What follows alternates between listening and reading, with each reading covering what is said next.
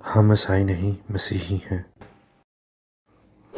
لگ بھگ 11ویں صدی کے قریب جب اسلام تلوار کے زور پر پھیل رہا تھا، پھر کیسے مسیحیوں نے ان کے ظلم کا صفایا کیا۔ 11ویں صدی سے پہلے مسیحیوں نے اپنی جان کے نذرانے دیے مسیحیت کو پھیلانے کے لیے، اور 11ویں صدی کے بعد مسیحیوں نے اپنی جان کے نذرانے دیے مسیحیوں کو بچانے کے لیے۔ اگر آج یورپین مسیحی کروسیڈرز جنگیں نہ لڑتے تو آج دنیا کا نقشہ کچھ اور ہوتا، کیونکہ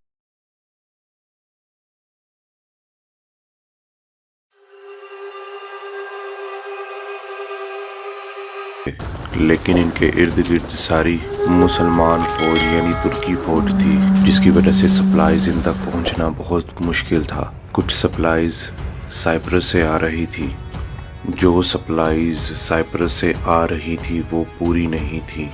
جو اناج سائپرس سے مل رہا تھا سمندر کے ذریعے سے، اور سائپرس کو کنٹرول بیزنٹائن امپائر کر رہا تھا، جس کی وجہ سے گھوڑے، کروسیڈرز اور کیمپ فالوورز ایک بار پھر فاقوں پر آ گئے۔ کروسیڈرز کی امید ٹوٹ رہی تھی اور انسانیت کا مورال گر رہا تھا۔ دن بہ دن کروسیڈرز کی حالت خراب ہوتی چلی جا رہی تھی، اور فاقوں کی وجہ سے یہاں پر ڈیتھ ریشو بڑھنی شروع ہو گئی۔ مارچ میں کروسیڈرز فلیٹ نے ان کو ضروری سپلائیز بھیجی، اور بیٹل آف لیک کے بعد تو کروسیڈرز کی حالت اور زیادہ خراب ہو گئی۔ ان میں امید ختم ہوتی چلی جا رہی تھی۔ 3 جون 1098 میں آخرکار ایک رات بوہیمنڈ آف ٹرینٹو نے اپنے 60 آدمیوں کے ساتھ ساؤدرن سائڈ کا جائزہ لگایا اور ٹاور آف 2 سسٹرز کے کمانڈر کو کچھ گھوس دے دی۔ اب بوہیمنڈ آف ٹرینٹو کے کچھ مرد اینٹیوک سٹی کے اندر گئے اور انہوں نے اندر جا کر شہر کا دروازہ کھول دیا۔ اب کروسیڈرز شہر کے اندر آ گئے اور انہوں نے مسلمانوں کو قتل کرنا شروع کر دیا، اور مسلمانوں نے یہودی عورتوں اور بچوں اور بوڑھوں کو ڈھال بنا کر استعمال کرنا شروع کر دیا جیسے یہ فلسطین میں کر رہے ہیں آج کے ٹائم پر۔ اور مسلمانوں نے پوری کوشش کی کہ ان کی جان بچ جائے اور یہودی مارے جائیں۔ اب جب مسلمانوں کے پاس کچھ نہ بچا تو انہوں نے رونا شروع کر دیا، اور اب کیا تھا، اب اینٹیوک کا فال ہو چکا تھا اور اینٹیوک کروسیڈرز کے قبضہ میں تھا۔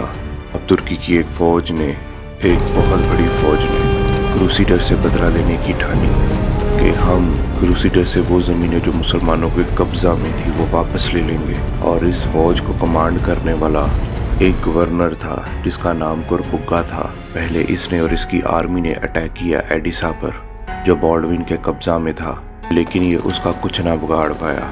پھر گورنر گربگا نے سوچا کہ پہلے ہم اینٹیوک کو فتح کریں گے، اس کے بعد ایڈیسا کو دیکھیں گے۔ کروسیڈرز کی حالت بہت خراب تھی اینٹیوک کے اندر۔ کروسیڈرز فاقوں پر تھے اور اب پھنس چکے تھے، ٹریپ ہو چکے تھے۔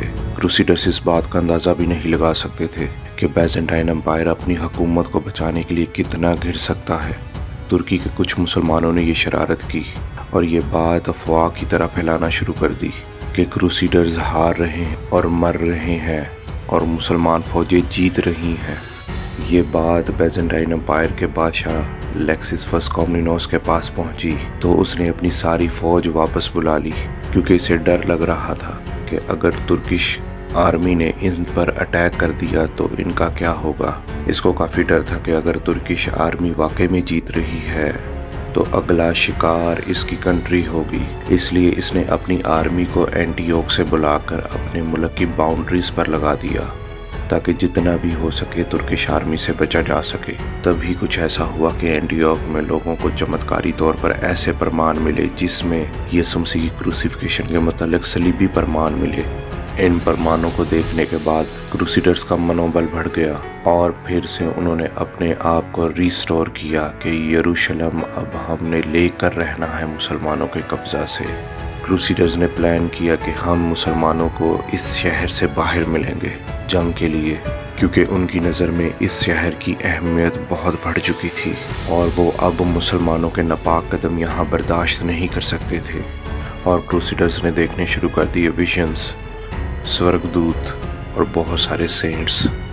ان کا جوش بہت بڑھ چکا تھا اور مسلمان حیران ہو رہے تھے کہ اتنی مصیبتوں کے بعد، اتنے فاقوں کے بعد ان میں اتنا جوش کیسے ہے۔ اور کروسیڈرز گورنر کربوکا کی آرمی کو چارج اپ کرنے لگے کہ آؤ ہمارے ساتھ لڑو اور اس سٹی کو لے لو۔ اور معاملہ ایسے ہوا جیسے ہی کروسیڈرز ان پر حملہ کرنے کے لیے آگے بڑھے، مسلمانوں کی فوج ڈر سے پیچھے ہٹنے شروع ہو گئی۔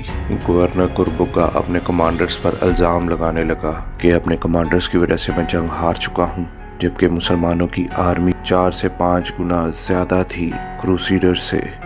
کمانڈر کربوکا جب جنگ ہار چکا تھا اور بھاگتے وقت اس نے اپنے ٹینٹس کو آگ لگا دی تاکہ اس کی فوج کی سپلائز کروسیڈرز کے ہاتھ نہ لگ جائے، کہیں کروسیڈر ان کی سپلائز کو یوز نہ کر لیں۔ ریور اورینٹ کی ویسٹ سائڈ پر اینٹیوک میں ماؤنٹ سلپیس پر اس وقت جنگ چل رہی تھی، لیکن جیسے ہی ریور اورینٹ کی ویسٹ سائڈ اور اینٹیوک کے ماؤنٹ سلپیس پر لڑنے والے مسلمانوں کو یہ پتا چلا کہ کربوکا جو ہے وہ بھاگ نکلا ہے، تو ماؤنٹ سلپیس کے مسلمانوں نے جہاد روک دیا اور ان کا جہاد یہاں ہی دم توڑ گیا۔ یہاں کروسیڈرز نے جہادیوں کی کافی مرمت کی اور یہ کروسیڈرز کے لیے ایک بہت بڑی فتح تھی۔ جہادیوں کو یہ پتہ چل چکا تھا کہ اب یروشلم کو لینے سے کروسیڈرز کو کوئی نہیں روک سکتا۔ اب یروشلم کی باری تھی۔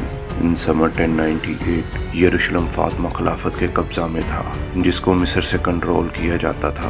فاطمیت خلافت نے یروشلم کو ترکی کے ہاتھوں سے لے لیا، کیونکہ ترکیوں کو بار بار کروسیڈرز موت کی ٹھنڈی ہوا دلا چکے تھے۔ اینٹیوک کو جیتنے کے بعد کروسیڈرز نے اپنا پیر وہاں جما لیا تاکہ کوئی اور مسلم فوج آ کر ان پر قبضہ نہ کر لے یا حملہ نہ کر لے۔ تبھی الافتال، یہ چیف منسٹر تھا مصر کا، ان کی دشمنی تھی یا ڈرامہ تھا ترکیوں کے ساتھ، لیکن اس نے کروسیڈرز کے ساتھ دوستی کا ہاتھ بڑھایا اور اس نے کوشش کی کہ الائنس کی جائے اور اس نے کوشش کی کہ الائنس بنائی جائے کروسیڈرز کے ساتھ، لیکن کروسیڈرز نے اس کی آفر کو ٹھکرا دیا، کیونکہ کروسیڈرز کا صرف ایک ہی مقصد تھا، یروشلم کو آزاد دیکھنا۔ کروسیڈرز کو اینٹیوک کے اندر 5 سے 6 مہینے ہو چکے تھے۔ ان کے پاس کھانے کا سامان بھی بہت کم تھا، ان کے پاس بیسک سپلائیز بہت کم تھی، جو کہ آپسی لڑائی کا سبب بن رہی تھی۔ اسٹیفن آف بوائز اور ہی آف مورمنڈیز نے کہا کہ ہم واپس جائیں گے،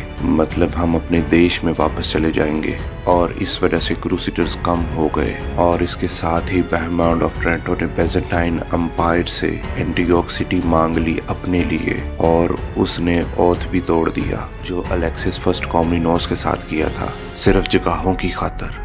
بوہیمنڈ آف ٹرینٹو نے یہ دعویٰ کیا کہ الیکسس فرسٹ کومنینوس نے پہلے اوتھ توڑا تھا، کروسیڈرز کی ہیلپ نہ کر کے، جب کروسیڈرز کو ہیلپ کی ضرورت تھی، جس کی وجہ سے کروسیڈرز کے اندر کشمکش شروع ہو چکی تھی، اور اس طرح سے کروسیڈرز کمزور ہوتے چلے جا رہے تھے۔ کوئی کروسیڈرز کو چھوڑ کر جا رہا تھا اور کوئی جگہ کے لالچ میں پھنس چکا تھا۔ اس کے ساتھ ہی بشپ ایدمر آف لیپائی فوت ہو گئے کسی بیماری کی وجہ سے۔ اس بشپ نے بہت مدد کی تھی کروسیڈرز کی، ان کو اکٹھا کر کے رکھا تھا، اور یہی بشپ کونسل میں اسپریچول لیڈر بھی تھا کروسیڈرز کا۔ 11 دسمبر 1098 میں اینٹیوک سے تھوڑا دور مسلمانوں کی ایک چھوٹی سی سلطنت تھی، مارٹ النعمان کے نام سے۔ یہاں بھی کروسیڈرز نے حملہ کیا اور اس کو بھی اینٹیوک کے اندر ملا لیا، اور بہمنڈ آف ٹرینٹو کو یہاں رہنے دیا تاکہ وہ اپنے آپ کو یہاں کا پرنس ڈکلیئر کرے۔ 13 جنوری 1099 کروسیڈرز نے چلنا شروع کر دیا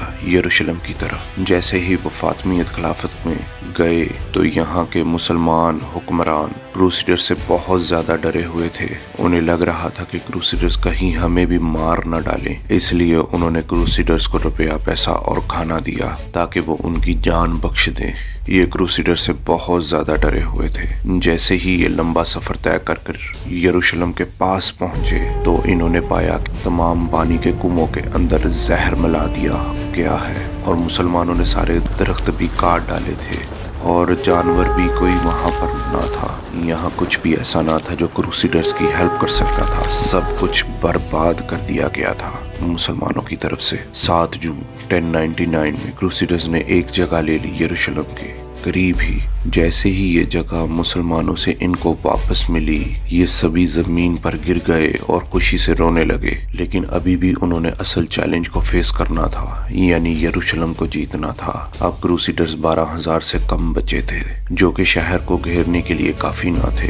30 जून 1099 में यरूशलेम शहर की दीवारें काफी लंबी थीं। क्रूसेडर्स को किसी तरह पार करके इसके अंदर जाना था, लेकिन इनके पास कुछ ऐसा ना था कि वो अंदर जा पाए, यानी इनके पास एक सीढ़ी भी ना थी।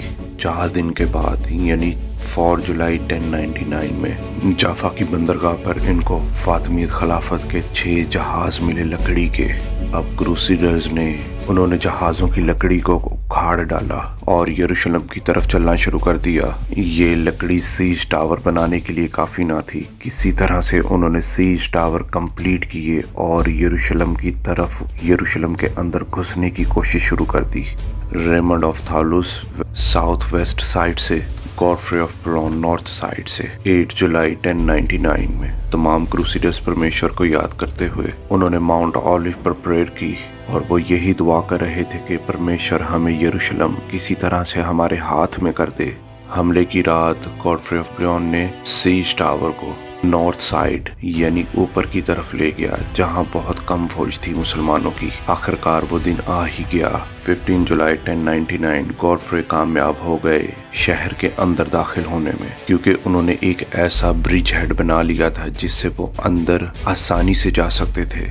जल्द ही वो अंदर पहुंच गए और मुसलमानों की मरम्मत करना शुरू कर दी। इन्होंने कोई गली कोई चौराहा न छोड़ा जहां उन्होंने मुसलमानों की मरम्मत ना की हो। जो भी क्रूसेडर्स का रास्ता रोकने या क्रूसेडर्स के सामने आने की कोशिश करता था वो मारा जाता था। आखिरकार यरूशलेम अब क्रूसेडर्स के कब्जा में आ चुका था। 4 हफ्ते तक फातिमिद खिलाफत दोबारा कोशिश करती रही कि क्रूसेडर्स के साथ लड़के यरूशलेम को वापस ले लिया जाए। इस जंग का नाम बैटल ऑफ एस्कलोन था। क्रूसेडर्स ने मुसलमानों को मार मार कर उनको नानी याद दिलवा दी और उसके कुछ टाइम के बाद बहुत सारे क्रूसेडर्स वापस यूरोप चले गए।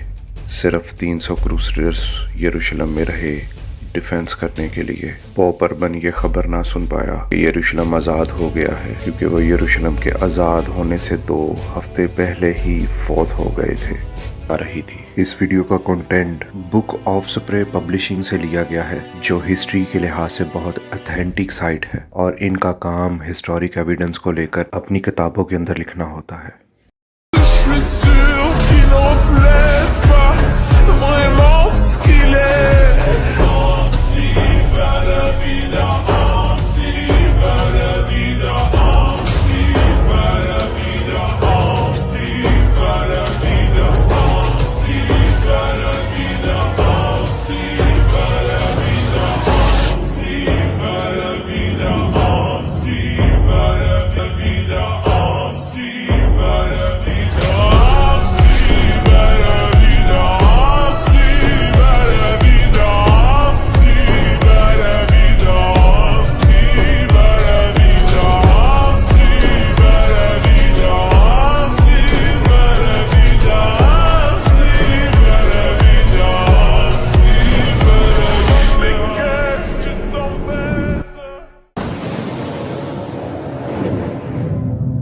आपको हमारी ये वीडियो पसंद आई है तो चैनल को सब्सक्राइब कीजिए, वीडियो को लाइक कीजिए और शेयर कीजिए ज़्यादा से ज़्यादा, ताकि परमेश्वर का वचन ज़्यादा से ज़्यादा दुनिया में फैल सके और उसकी बादशाही जैसे आसमान पर है और वैसे ही ज़मीन पर भी पूरी हो सके।